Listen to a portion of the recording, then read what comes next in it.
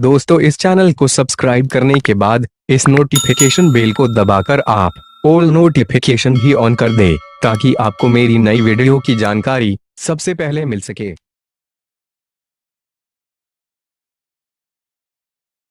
तो क्या ये विद्यार्थीगण, आज हम लोग हिंदी चैप्टर के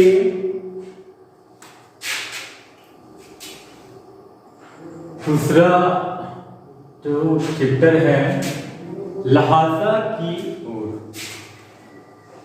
इसके जो लेखक हैं राहुल संस्कृतियान, वो एक यात्रा वृतांत लेखक है।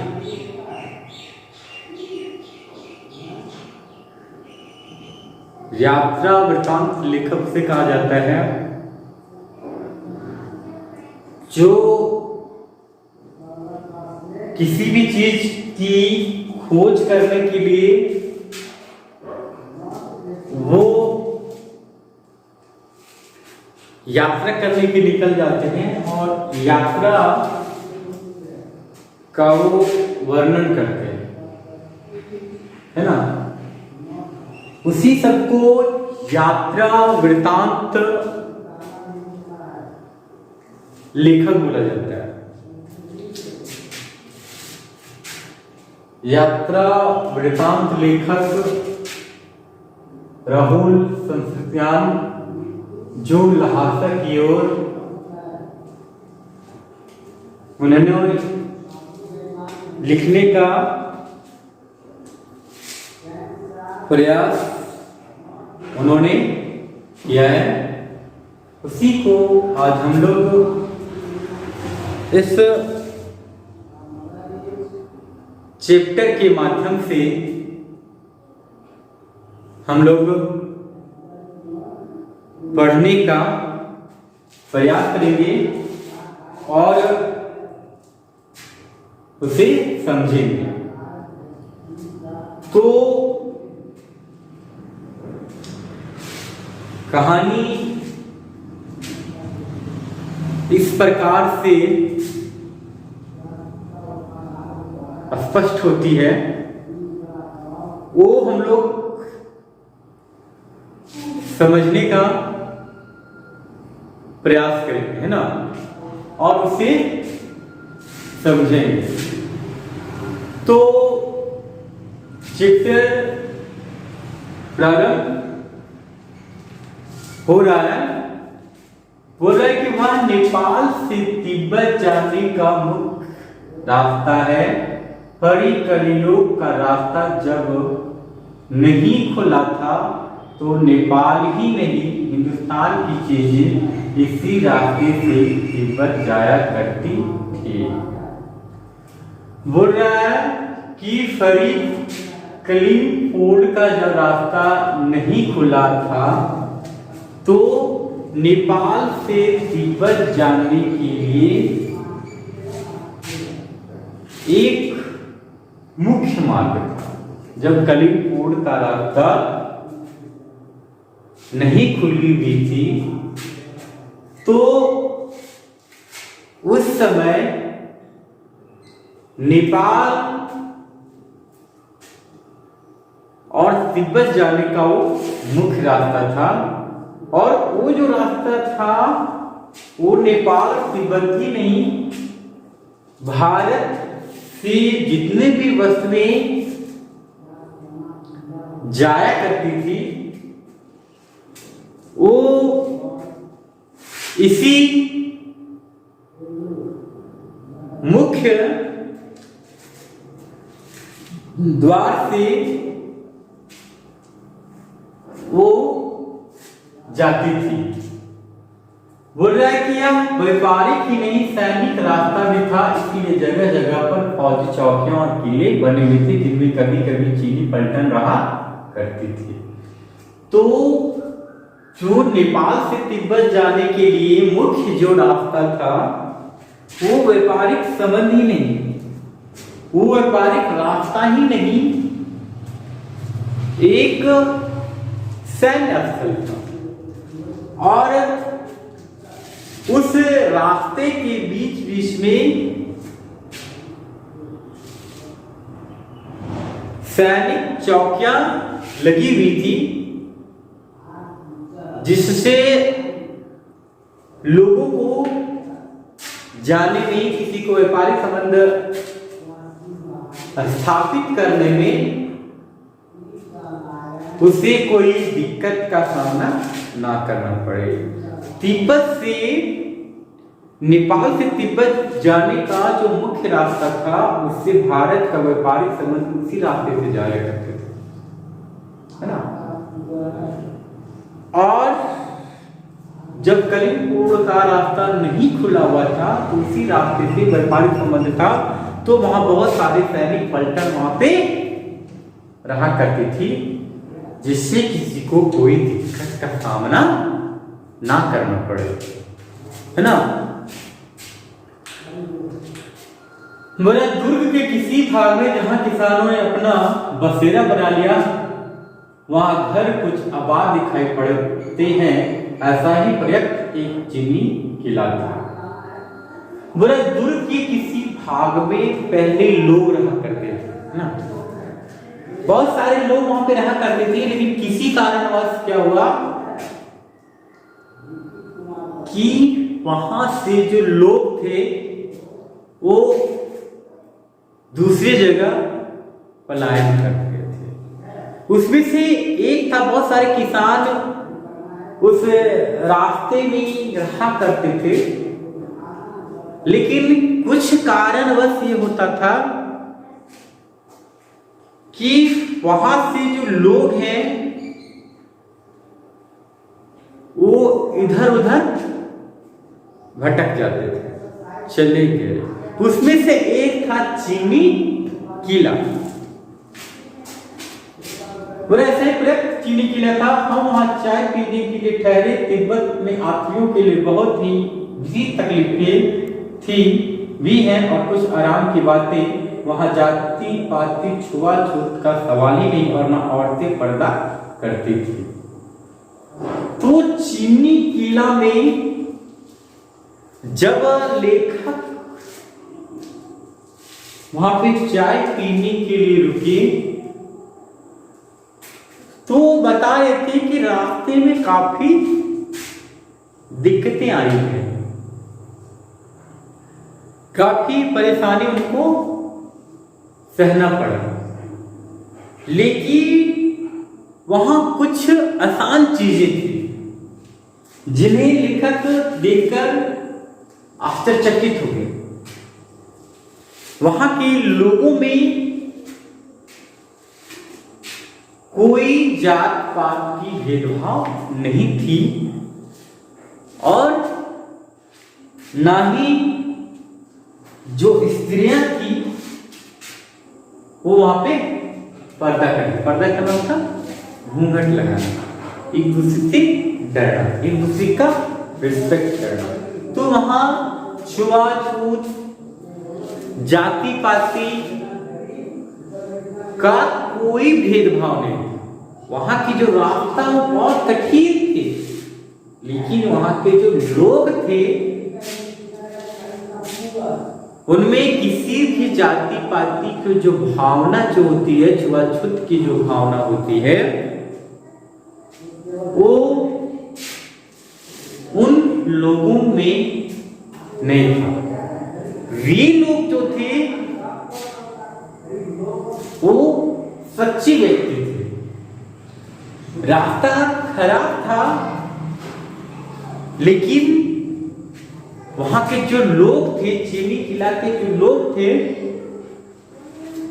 उनमें कोई भी छुआछूत की भावना नहीं थी। बहुत निम्न श्रेणियों के भिखमंगे को लोग चोरी के डर से घर के भीतर नहीं जाने देते थे।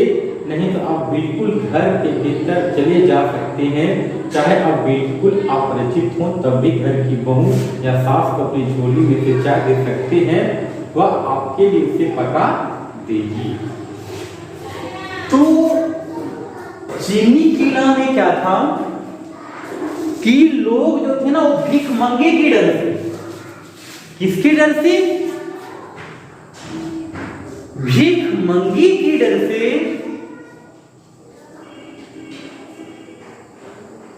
वो लोग किसी को अंदर जाने नहीं देते थे। उन्हें लगता था वो भिखमंगे के रूप में आते हैं और हमारे घरों में चोरियां किया करते हैं। मतलब जो भिखमंगे जो रहते थे वो क्या करते थे कि भिखमंगे के वेश में जाके लोगों के घर में चोरियां करते थे। उन चोरियों के डर से लोग भिखमंगे को घर के अंदर आने नहीं देते थे। लेकिन यदि वहां के लोगों में ये लग गया कि वह एक सच्चा इंसान है, तो आपको वो घर के अंदर बिना परमिशन, बिना आदेश के आपको आने दे दिया जाता है ना। और जब उनको आदेश मिल जाता था और आपके पास यदि चाय है, चाय पत्ती है और चीनी है, यदि उस घर के सास या बहू को आप चाय पत्ती यदि दे देते तो आपको वे चाय बनाकर दे देते। चीनी किला के लोग इतने अच्छे थे कि यदि आप चाय और चीनी वहां की सास हो या बहू हो उसे आप दे दे तो वे लोग चाय बनाकर उसको क्या करते थे, दे देते थे। चाय बना के उसे बिना भेदभाव किए क्या करते थे कि उसको बनाकर वह दे देते थे, है ना। बोले मक्खन सोडा नमक दे दीजिए तो वह चाय चौड़ी में कूटकर उसे दूध वाली चाय के रंग की बना के मिट्टी के टोटीदार बर्तन कोटी में रख के आपको दे देगी।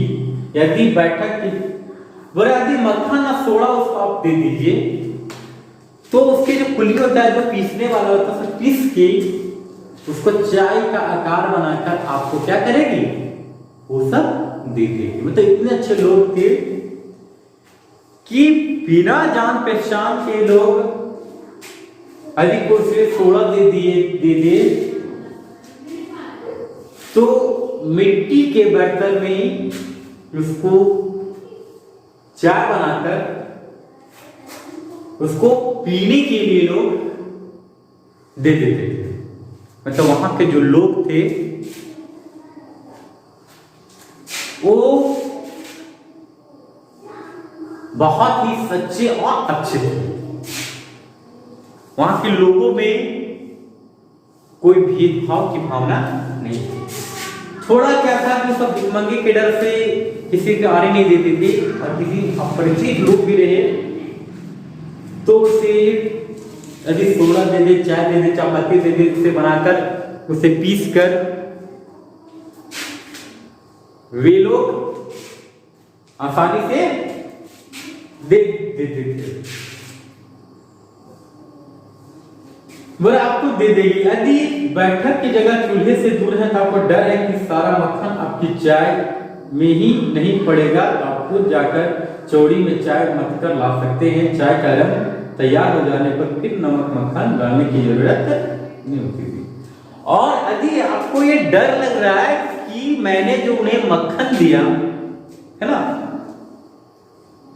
कि वो मक्खन वो उसमें नहीं डालूं, कि मैंने जो उन्हें मक्खन जो दिया और यदि उस मक्खन को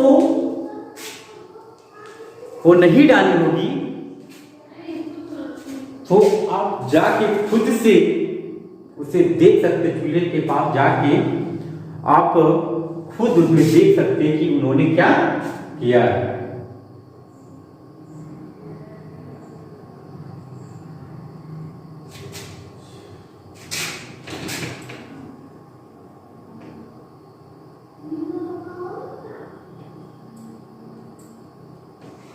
बोला प्रयुक्त चीनी किला से जब हम चलने लगे तो एक आदमी राहगीरी मांगने आया।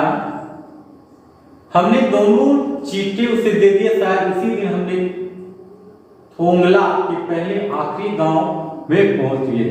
जब प्रयुक्त चीनी किला से जब वे लोग चले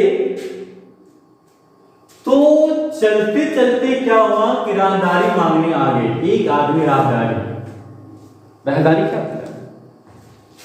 जिसको हम बोलते रंगदारी जानते, मतलब आप जा रहे हैं तो आपसे मतलब जाने के बदले आपसे को पैसा मांगा जाएगा, उसी को रंगदारी बोला जाता है। उसी को हिंदी में राहदारी भी बोला जाता है। तो जब लेखक प्रयुक्त चीनी किला से जब वो आगे बढ़े तो एक आदमी था, वो उन लोगों से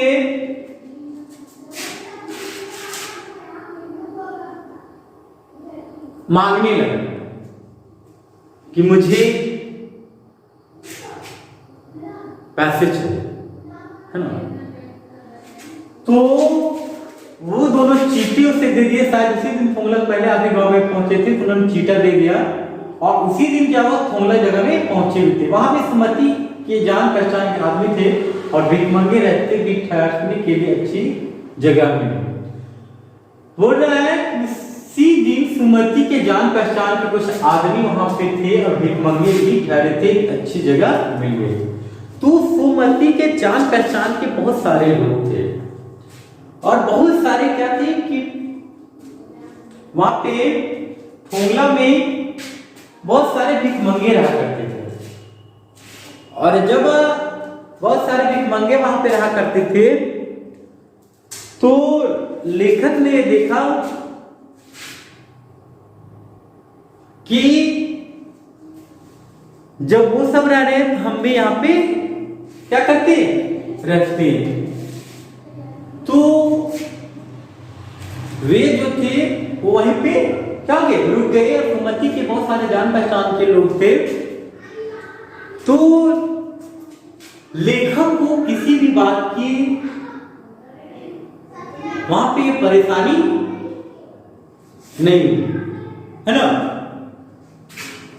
तो उसके बाद क्या बोल रहा है, मेरा 5 साल बाद जब हम इसी रास्ते से लौटे तो भिखमंगे नहीं एक भद्र आदमी के वेश में घोड़ों पर सवार होकर आए थे, किंतु उस वक्त किसी ने हमें रहने के लिए जगह नहीं दी और हम गांव में एक सबसे गरीब झोपड़े में ठहरे थे। लेकिन फिर 5 साल के बाद उसी जहां पे लेखक भिखमंगे बनकर वहां पे रह रहे थे, जब पुनः दोबारा वे 5 साल बाद जब वहां पे पहुंचे तो वहां पे उन्हें रुकने के लिए कोई जगह नहीं मिला, है ना। उन्हें रुकने के लिए कोई जगह नहीं थी। तो उसी जगह पे जहां पे 5 साल पहले वो रुके हुए थे, वे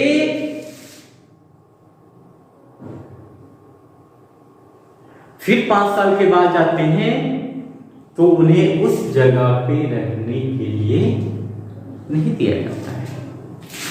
तो 5 साल के बाद जाने के बाद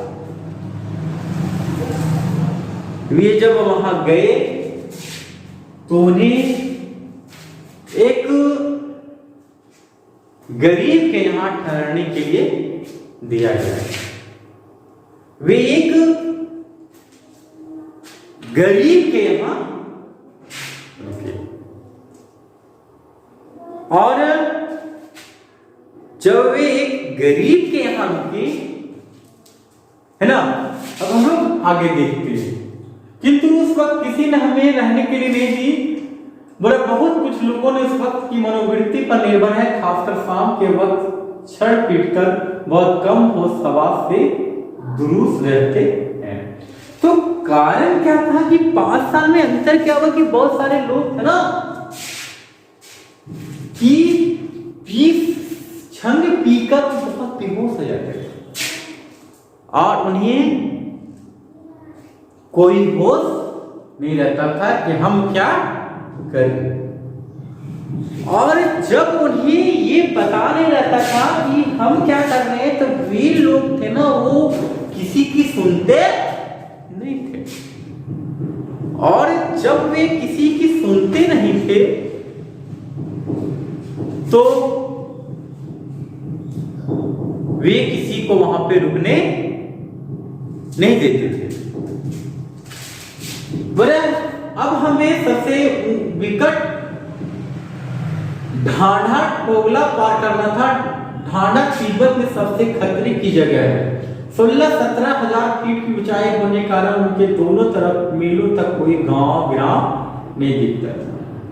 अब हम सबसे निकट ढांढा ठोगला पार करना था। ढांढा ठोगला में क्या था कि तिब्बत की सबसे जो खतरनाक जगह थी उनकी वो जगह थी क्या कि 1600-1700 फीट ऊंची थी। और 1600-1700 फीट ऊंची है तो आप सोच सकते हैं कि वह जो एरिया होगा वो कितना लंबा होगा, है ना।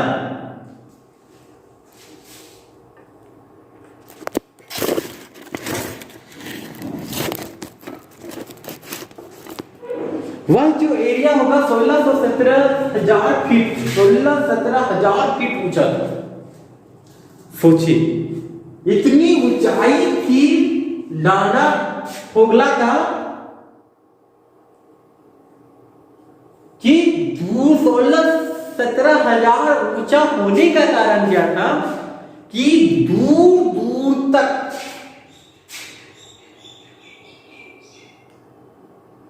वहां कुछ दिखाई नहीं देता था और गांव थे भी नहीं, क्योंकि इतने ऊंचे में कौन बसने जाएगा, है ना। इतना 16-17 हजार फीट ऊंचा जगह पे कोई बसना पसंद नहीं करता। जब इतनी ऊंची जगह पे जब कोई बसना पसंद नहीं करता था तो दूर दूर तक कोई भी गांव दिखाई नहीं देते थे।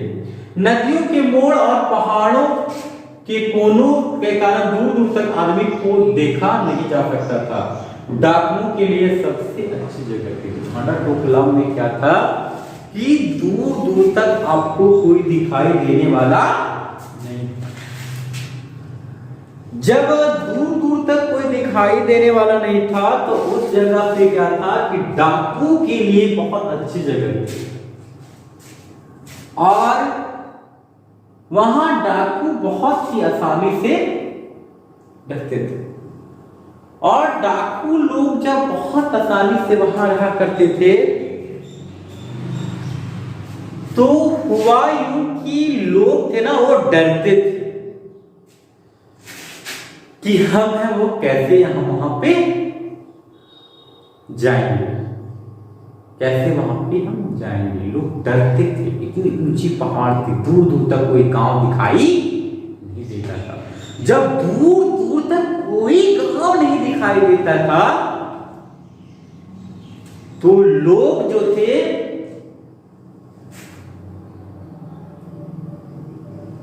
वहां डरते थे।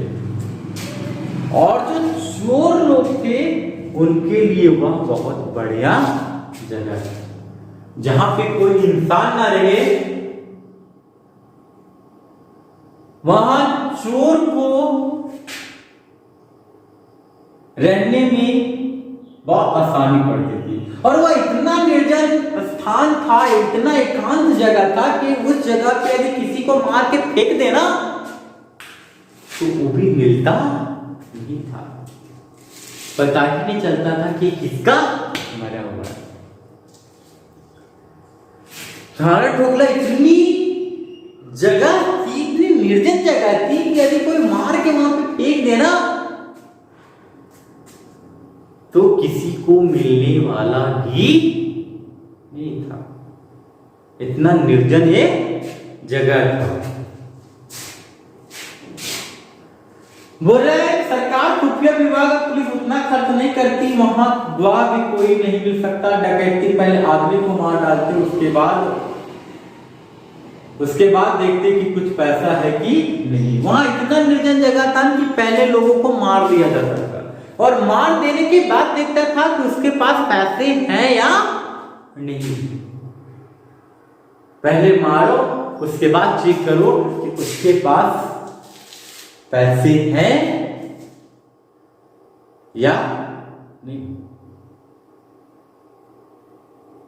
और फेंक देता था तो कोई पूछने वाला भी नहीं था। वहां पे यदि खुफिया विभाग चेक करने में जाएगा ना तो बहुत खर्च पड़ती थी, और बहुत जब खर्च पड़ती थी तो वहां पे जो सरकारें जो रहा करती थी वो उसको खोजती नहीं थी कि आप कौन मरा है और कौन बचा है। मर गया जो बच गया वो बच गया, खोज भी नहीं चाहता था। इतना निर्जन जगह है, कौन डांडा हो गया। बोले खुद उन्हें अपने प्राणियों का खतरा था। गांव में हमें मालूम हुआ कि पिछले ही साल खुला के पास खून हो गया था। खून की हम उतनी परवाह नहीं करते क्योंकि हम भिखमंगे थे, और कहीं जहां कहीं वैसी सूरत देखे टोपी उतारकर जीभ निकालकर कुछ दया एक पैसा करते, भीख मांगने लगते। बोले गांव में मालूम हुआ कि पिछले साल थोंगला में खून हो गया। शायद खून की उतनी परवाह वो लोग नहीं करते थे क्योंकि जहां रहते थे लोग भिखमंगे का वेश बना देते थे कि हम लोग क्या है, भीख मांगने वाले हैं। और भीख मांगने का वो काम करने लगते थे, तुरंत कपड़े बदल लेते थे और वे लोग भीख मांगने का काम करने लगते थे। और उन लोगों का सबसे अच्छा तरीका था कि भीख मांगने का आदत डालना। लेकिन पहाड़ों की ऊंची चढ़ाई थी, पीठ पर सामान लाकर कैसे चलते, और अगला पड़ाव 16-17 मील से कम नहीं था। मैंने सुमति कहा कि यहां से लंगकोट तक के लिए 2 घोड़े कर लो, सामान भी रख लेंगे और चढ़ लेंगे। और लेकिन पहाड़ बहुत ऊंची थी और पीठ पे सामान था, तो दोनों ने सोचा कि अब हम लोग क्या करते हैं, घोड़ा कर लेते हैं।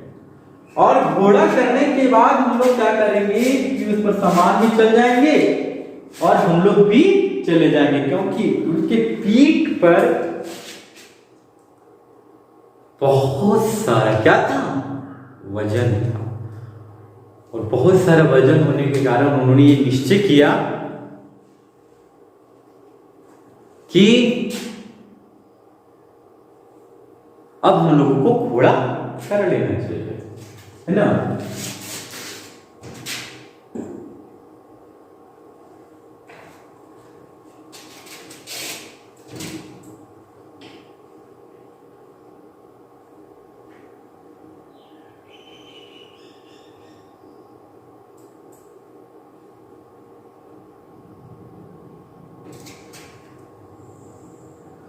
बुरे दूसरे दिन क्या हुआ कि घोड़े पर वे लोग बैठे और आगे वे लोग निकल दिए। बुरे डांडे से पहले एक जगह चाय पी और दोपहर के वक्त डांडे से ऊपर जा पहुंचे। हम समुद्र तट से 17,000 फीट ऊंचे खड़े थे। हमारी दक्षिण तरफ पूर्व से पश्चिम की ओर हिमालय हजारों फीट दिखर चले गए थे। बेचारा वो क्या था कि 16-17,000 फीट ऊपर चले गए। जब इतने ऊपर चले गए थे पर पूरब और पश्चिम की ओर जब वो देख रहे थे तो वे चारों तरफ उनको हिमालय दिख रहे थे। और जब उनको चारों तरफ हिमालय दिखाई दे रहा था, तो वे नीचे नहीं देख सकते थे। बोले भीटे की ओर देखने वाले पहाड़ बिल्कुल नंगे थे, ना बर्फ के सफेद थे और ना ही किसी तरह की हरियाली। और भीटे की ओर देखने पर जो पहाड़ दिख रहा था वहां पे बर्फ दिखाई नहीं दे रहा। वहां जो बर्फ थे वे उन लोगों को दिखाई नहीं दे रहा था। बोल रहा है क्या ना किसी तरह की हरियाली थी, उत्तर की तरफ बहुत कम बर्फ की चोटियां दिखाई पड़ती थी। सर्वोच्च स्थान पर डांडे का देवता स्थान था, तो पत्थरों पे ढेर जानवर सिंगों रंग बिरंगे कपड़ों से डांड झाड़ियों से सजाया जाता था। तो सर्वोच्च स्थान पे क्या था कि डांडे का देवता था, और उस देवता में क्या था कि बहुत सारे पत्थरों से उसको क्या किया गया था, सजाया गया था। जो डांडे के देवता थे पर्वत के सबसे ऊंचे शिखर में उनका बना हुआ था, और उस पत्थर में बहुत सारे पत्थर लगे हुए थे। उस देवता में उसको सजाया गया था। बड़े झाड़ियों सजाया गया था। हमें बराबर उतराई पर चलना था। चढ़ाई तो कुछ दूर थोड़ी मुश्किल थी, लेकिन उतराई बिल्कुल नहीं। शायद एक सवार हाथी हमारे साथ चल रहे थे। मेरा घोड़ा कुछ धीमे चलने लगा। मैं समझा कि चढ़ाई की थकावट के कारण ऐसा कर रहा है। चढ़ना ऊंचाई पे बहुत आसान है ना। जब हम लोग कहीं पे चढ़ते हैं तो चढ़ना क्या होता है, आसान होता है, लेकिन उतरना क्या होता है, बहुत आसान होता है। तो क्या चढ़ने में उन्हें दिक्कत हुई। बेचारे जब उतर रहे थे तो उनको काफी आसानी हुई, और जब वे उतर रहे थे तो उन्हें कोई दिक्कत का सामना नहीं करना पड़ा। वो क्या हो गया कि धीरे धीरे धीरे धीरे आगे वो बढ़ते चले गए। उन्हें कोई परेशानी नहीं हुई। और क्या हुआ कि घोड़ा जब धीरे धीरे उतरने लगा तो वे समझ गए कि जो लोग घोड़ा हम लोगों ने किया है चढ़ने के लिए, वह जो घोड़ा है वो क्या हो गया है, थक गया। इसलिए अब हम लोगों को इस पे ज्यादा बोझ नहीं डालना चाहिए। मैं समझा कि थकावट कारण मारना नहीं चाहता। मैं धीरे धीरे पिछड़ गया और खून की तरह घोड़े पर झूमता हुआ चला जा रहा था। जान की पड़ता कि घोड़ा आगे आगे जा रहा है या ना पीछे, तो जोर लगाता और सुस्त पड़ जाता। एक जगह दो रास्ते टूट रहे थे। मैं बाएं रास्ता मील 2 मील चला गया। आगे के घर कुछ में पता चला गया कि लंबपुर का रास्ता दाहिने वाला था। तो वह क्या कि लेखक धीरे धीरे उनको जाना चाहिए, 2 रास्ता उनको मिल गया, तो उनका बड़ा सुस्त हो गया। तो वे धीरे धीरे चलने लगे। तो वह क्या जाना चाहिए, दाहिने की ओर वे चले गए बाएं की ओर। बाएं की ओर चले, जब 2 मील जो वो आगे चले तो वे आगे जाके उन्होंने पूछा कि मुझे वहां पे जाना है। तो बताया गया कि आप है वो गलत रास्ते से आगे हैं, आपको दाहिने की ओर से जाना चाहिए। आपको दाहिने की ओर से जाना चाहिए, लेकिन आप बाएं की ओर आएंगे। इसलिए आप क्या कीजिए, यहां से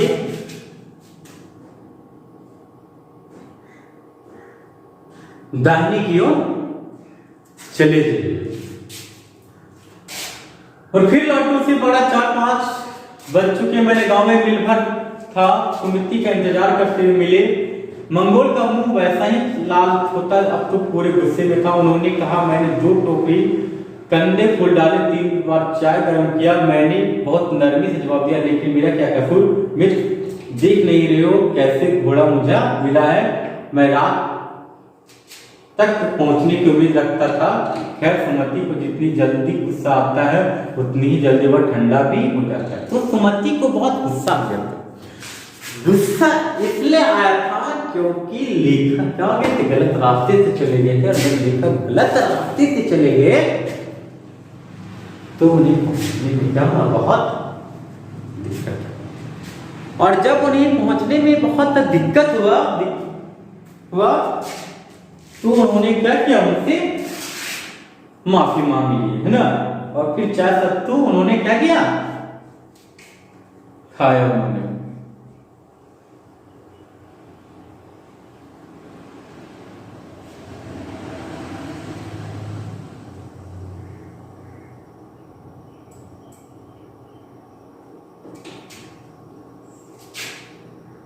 हम बोल रहा है कि टिंगरी के विशाल मैदान में जो पहाड़ों से घिरा हुआ मालूम था, जिसमें दूर दूर एक छोटी सी पहाड़ी मैदान के भीतर दिखाई पड़ती, उसी पहाड़ी का नाम टिंगरी समाधि गिरी था। आसपास के गांव में सुमति के कितने यजमान थे।